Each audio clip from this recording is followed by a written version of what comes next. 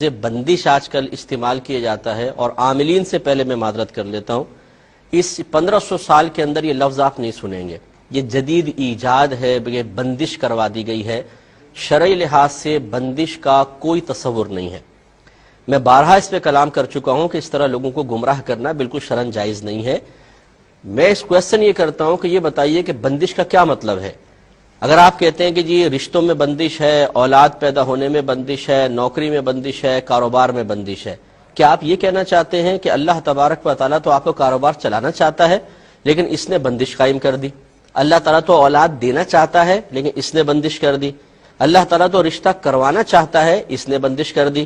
اگر یہ واقعی تصور ہے تو یہ تو کفر ہے، کیونکہ کون ہے جو اللہ تعالیٰ کے فیصلوں کو روک دے یا اللہ تعالیٰ کے فیصلوں کو بدل دے؟ اس کا مطلب یہ ہے کہ آپ یہ بندش کا لفظ کہہ کر یہ ثابت کرنا چاہتے ہیں کہ کوئی جادوگر یا عامل اللہ تعالیٰ سے بھی زیادہ طاقتور ہے، کہ اللہ تعالیٰ کسی کو اولاد دینا چاہتا ہے اور وہ اس کو روک دیتا ہے. تو اس کا مطلب تو یہ ہوا کہ یہ اللہ سے بھی طاقتور ہے، اور یہ عقیدہ کفر ہے.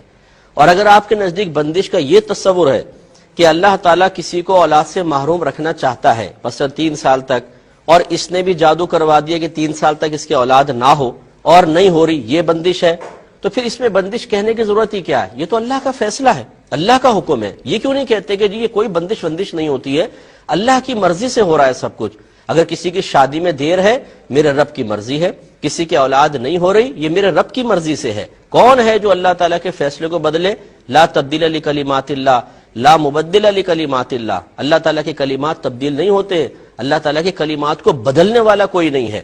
لہٰذا اس قسم کے تصورات قائم کر کے لوگوں کے لیے ان آستانوں پر اور ان جادوگروں کے پاس جانے کے راستے کھول دینا کہ جو عزتیں بھی لوٹ رہے ہیں، پیسہ بھی لوٹ رہے ہیں، لوگوں کو پاگل بنا رہے ہیں.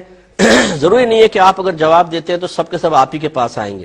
لوگ لاکھوں کروڑوں لوگ ہیں جو اس قسم کے پروگرام دیکھنے کے بعد اس قسم کے جعلی لوگوں کے ہاتھوں میں لٹ رہے ہیں مسلسل، اور اس کا ذمہ دار وہ شخص بھی ہے جو مکمل شرعی تعلیم کے بغیر اس طریقے سے جوابات دے تو وہ قابل گریفت ہے.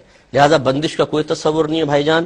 صحابہ کرام علیہم رضوان صرف ایک عقیدہ رکھتے تھے، اگر ان کو کوئی کسی چیز کی رکاوٹ محسوس ہوتی وہ کہتے میرے رب کی مرضی ہے، ہم اپنے رب کی رضا پر راضی ہیں. تو وہ اطمینان رہتا تھا، قلب بھی مطمئن، ذہن بھی پرسکون، ایمان بھی مضبوط. آج ہمارے ایمان اتنے کمزور ہو گئے کہ اللہ تعالیٰ کی آزمائش کا تصور ختم. اللہ تعالیٰ سے امیدیں معاذ اللہ منقطع ہوتے ہم نے دیکھی ہیں. عاملوں سے امیدیں لگا بیٹھے کہ یہ عامل کرے گا جو کچھ کرے گا، اولاد یہی دے گا، رشتہ یہی کروائے گا، کاروبار یہی چلوائے گا. بولتے ہیں یار اللہ سے تو دعائیں کر کر کے تھک گئے معاذ اللہ. اب کون ہے جی؟ یہ بابا ہے. ارے بابا، یہ بابا بیچارہ کیا کرے گا؟ بابا یہ اگر کچھ کر سکتا ہوتا تو یہاں کیوں بیٹھا ہوتا؟ آپ ان سے یہ کیوں نہیں پوچھتے؟ یہ تو بادشاہ بنا ہوتا. اگر ہر چیز کو اپنی مرضی کے موافق کرنے پہ قدرت رکھتا، جو یہ بڑے بڑے دعوے کرتے ہیں اور دیواروں اور پوسٹرز پہ انہوں نے لکھوایا ہوا ہے، تو یہ تو پرائم منسٹر ہونے چاہیے تھے اس وقت پورے ملک کے، اور سپر پاور بن جانے چاہیے تھے، کیونکہ اپنے تعویذات استعمال کرتے، اپنے اوپر دم کرتے اور پہنچ جاتے آسمانوں پر. لیکن ایسا نہیں ہے. وہ آپ کے پیسوں کا محتاج شخص بیٹھا ہوا ہے اور آپ اسی کے قدموں میں گر کر اللہ تعالیٰ کو فراموش کر کے اور اپنے ایمان کے خلاف کام کر رہے ہیں. یہ بالکل قطعاً غیر مناسب ہے. کوئی رکاوٹ کا تصور نہیں ہے. یاد رکھیں اللہ تعالیٰ فاعل حقیقی ہے. اس نے دنیا میں ہمیں اس لیے نہیں بھیجا کہ ہماری مرضی کے موافق ہر چیز ہمیں مل جائے، بلکہ اس نے اس لیے بھیجا ہے کہ وہ اپنی مرضی کے مطابق ہمیں زندگی گزارنے پر گویا کہ مجبور کرے گا، اور ہمیں اپنے رب کی رضا کے مطابق زندگی گزارنی ہے. اس نے جو ہمارے حق میں فیصلہ کیا ہے ہم نے اس کو قبول کرنا ہے. اسی کا بدلہ آخرت میں اللہ تبارک و تعالی ہمیں عطا فرمائے گا. جب انسان اللہ کی رضا پر راضی نہ رہے بلکہ اس کی تمنا یہ ہو جائے کہ اللہ تعالیٰ میری مرضی کے مطابق چلے، اور پھر وہ دنیا کو جنت بنانے کی کوشش کرے کہ یہاں جو کچھ میں چاہوں مجھے مل جائے، بس یہی اس کی میجر مسٹیک ہے.